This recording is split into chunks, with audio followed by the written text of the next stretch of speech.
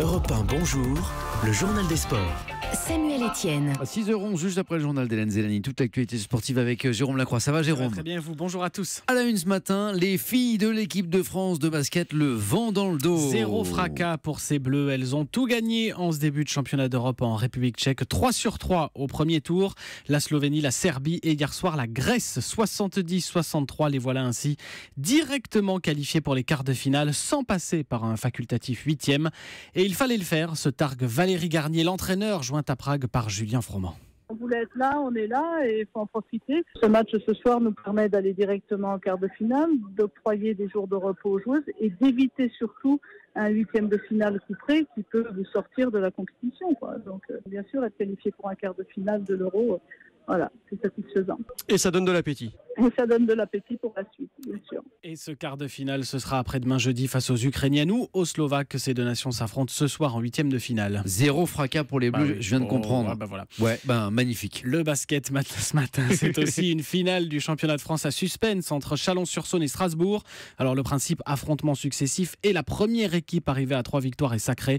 Et bien ce matin, 2 succès partout après la victoire strasbourgeoise hier à domicile 84-78. Le titre se jouera donc vendredi lors du 5e match décisif à Chalon-sur-Saône. Le foot et l'actuel patron de la FIFA suspecté d'avoir limogé 2 responsables de la commission d'éthique parce qu'ils enquêtaient sur sa probité, information du quotidien britannique The Guardian.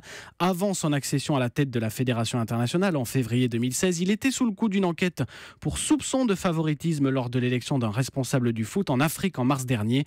Contacté, la FIFA n'a pas réagi. Jérôme, quel est le mot sport du jour? Recyclage, mais que deviennent, une fois la course terminée, les pneus des véhicules des 24 heures du Mans? Ils sont conçus pour rouler plus de 700 km, ils pourraient encore servir, mais ils constituent un tel concentré de technologie, notamment chez Michelin, la marque qui équipait dimanche la Porsche victorieuse, qu'ils ne doivent surtout pas tomber entre les mains de la concurrence.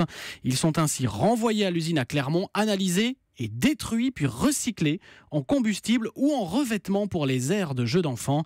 Pascal Coinon, directeur de Michelin Motorsport. Il pourrait rouler encore un tout petit peu, mais on le laisse se reposer, on le ramène à Clermont-Ferrand. Ce sont des pneus qui sont confidentiels. On met de la technologie que l'on ne veut absolument pas donner à nos concurrents. Et donc en fait, le pneu il n'est pas payé par une équipe, il est loué. Si jamais un pneu ne revient pas chez Michelin, il y a 1 million d'euros de pénalité. Donc en fait, il est sous contrôle, on va dire.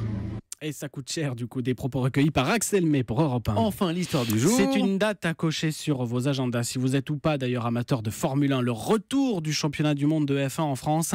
Après 9 ans d'absence, Grand Prix du Castellet, ça y est, on a la date. Dimanche 24 juin 2018, le dernier Grand Prix en France, c'était à Manicourt en 2008. Et au Castellet, cela remonte à 1990. Allez, rêvons un petit peu à un Français vainqueur. Ce serait une super performance. Super. Jérôme, un grand merci.